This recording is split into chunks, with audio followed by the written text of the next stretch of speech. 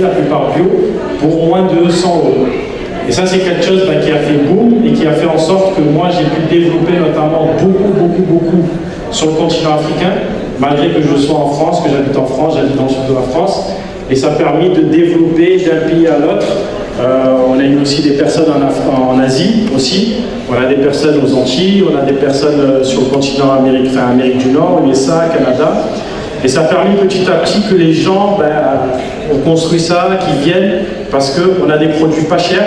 C'est la première des choses. On a des produits de qualité qui fonctionnent bien. Et la troisième des choses, c'est qu'on a offert, tout simplement, l'entreprise a offert en sorte de, comment dirais-je, de mettre en place un abonnement qui va permettre un abonnement de 10 $ par mois, de moins de 10 $ par mois, 100 $ à l'année. On va faire plus court, vous payez 100 $ au lieu de 120 $, vous avez 2 mois offerts. Et en fait, ça va permettre tout simplement à ce que les gens achètent cet abonnement, puissent acheter s'ils le veulent. Avec cet abonnement, ils vont avoir des produits moins chers. Super intéressant, je suis désolée d'écouter. Il va y avoir juste un petit incident technique là dans 10 secondes. Ah d'accord. Alors je... Parce que dès lors que vous exercez une activité non salariée, vous êtes entrepreneur. D'accord? Ça peut être en complément de vos revenus. Voilà. Et donc, pendant très longtemps, j'ai été entrepreneur dans le domaine artistique et l'entrepreneuriat, alors donc c'est ma présentation. Donc, Jim Bouton, pendant longtemps, j'ai été artiste en Côte d'Ivoire et après, j'ai été artiste en France. En France, j'ai été artiste sous un autre pseudonyme. En Côte d'Ivoire, on m'appelait DJ Ressources et en France, on m'appelait Jimka Ressources. Pourquoi? Pour des raisons marketing. Parce que DJ Ressources, ici, le mot de tel DJ, ça a une autre connotation. Un autre DJ là-bas, c'est souvent ce qu'on peut appeler des atalakou.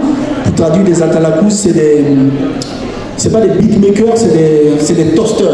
Toasters, ça vous rappelle un peu le rap. Le mec qui parle sur la musique. Voilà. Et là-bas, j'ai quitté la Côte d'Ivoire en 2005, je suis arrivé en France. En France, j'ai eu une autre carrière grâce au réseau. Et c'est là où j'ai compris l'importance du réseau. Le réseau, je ne vais pas le développer, mais c'est ma présentation. Grâce au réseau, Robert Braza, qui était animateur africain de Nouveau, qui m'a présenté à Manu Dibongo. Voilà. Et un des éléments clés du réseau qui apparaît dans le réseau là, c'est la ponctualité. Le fait que j'ai été ponctuel, Manu Dibongo m'a pris au sérieux. Et je lui disais, moi je n'étais pas chanteur, il m'a dit, peu importe, l'essentiel qui est à l'heure, je sais que je peux compter sur toi. Voilà. Et après ça, j'ai fait une carrière dans la dance floor. Et j'ai fait le top 10 de France avec des tubes comme T'as qu'à danser, Diffusion Énergie, Fun Radio. Et pendant ce temps, comme j'ai été déjà dans le domaine entrepreneurial, j'ai commencé à investir dans la formation et c'est de là que je suis devenu formateur. En fait, avant même d'être formateur, j'étais un agent de sécurité et après je suis devenu formateur et après formateur, je suis devenu un organisme de formation. C'est un peu ça ma présentation. Donc, tout a commencé grâce au réseau. Ouais, grâce au réseau. Extraordinaire, j'adore. Ok, on continue. Bonjour tout le monde. Je pense que les femmes vont faire exception. Les femmes vont se présenter. Faut éteindre. Et pas développer. Pour le visage, on ça, voit c'est la femme politique, c'est l'attaque. La femme politique, elle est l'attaque directement. Non. Alors, je suis docteur Inès Locanto. Sur vos visages, on voit la photo. Femme politique, conseillère municipale, vice-présidente de campagne présidentielle, le candidat actuel encore en poste, et celle-là qui lutte beaucoup pour la parole de la femme au sein de la politique, parce que nos politiques africains, les hommes n'aiment pas laisser la femme parler. Donc, Inès Locanto est celle-là qui a même sorti un livre qui parle de la femme politique, ce qu'endure la femme politique. Alors je suis celle-là qui lutte énormément pour ça, fondatrice de beaucoup d'associations qui aussi concernent les femmes, pour aider les femmes, parce que les femmes n'ont pas beaucoup de paroles, que ce soit en famille, que ce soit en public. On a là de croire que la place de la femme, c'est à la cuisine. Alors, c'est elle, Inès Locanto. Merci. Merci Lisa.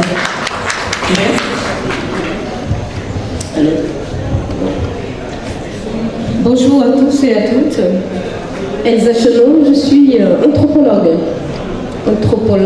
et médiatrice familiale interculturelle. En gros, j'ai été assistante sociale une quinzaine d'années et par la suite, je me suis orientée vers l'anthropologie. Pourquoi ?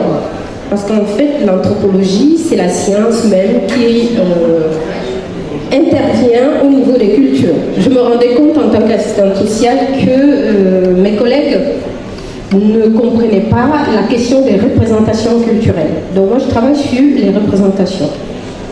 Donc je suis responsable de plusieurs centres de formation et plusieurs centres qui accueillent les personnes issues de la diversité. Une centaine de nationalités que nous recevons au niveau du centre. Le centre est financé par les institutions parce qu'en effet, l'idée c'est de permettre aux personnes issues de la migration, comme vous pouvez le constater, je ne me limite pas qu'à la diversité diaspora subsaharienne, c'est vraiment la diversité tout entière de la France, d'où cette centaine de nationalités dont nous accueillons des personnes pour les accompagner dans les dispositifs d'accès aux droits, régularisation, titre de séjour, naturalisation, regroupement familial. Je suis également expert judiciaire à la cour d'appel. Wow. Parce que sachez que les familles issues de la diversité se retrouvent très souvent confrontées à des problématiques de placement d'enfants.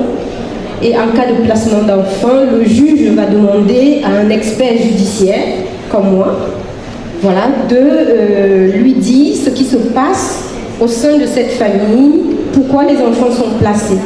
Donc, mon rôle d'expert, c'est de mener des enquêtes qui vont permettre aux parents de se responsabiliser dans leur rôle de parents. Et moi, je suis là pour expliquer à la justice, par exemple, en disant, écoutez, là, les travailleurs sociaux dans cette situation parlent de maltraitance de l'enfant.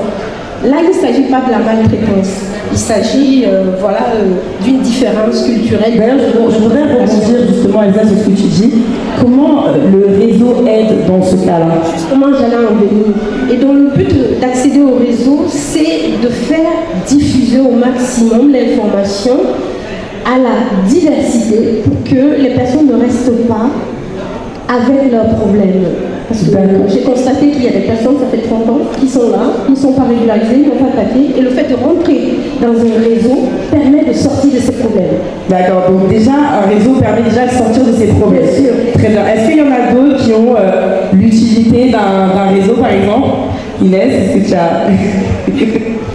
Permettre aux femmes déjà leaders de s'échanger, d'échanger ensemble et puis de savoir, parce que vous pouvez, quand vous ne sortez pas, vous n'êtes pas dans les réseaux, vous ne pouvez pas échanger par exemple les cartes de visite. Alors, on n'entend pas.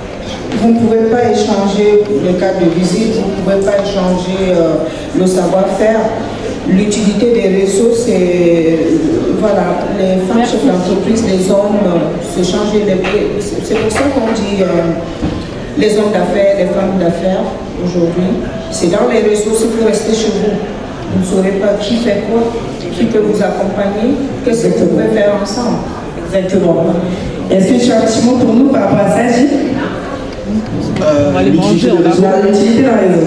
Alors, l'utilité des réseaux, oui, c'est bien de fréquenter les réseaux, mais je pense, je dis bien c'est un avis personnel, puisque, comme vous savez, j'ai créé un réseau sur WhatsApp, c'est la qualité,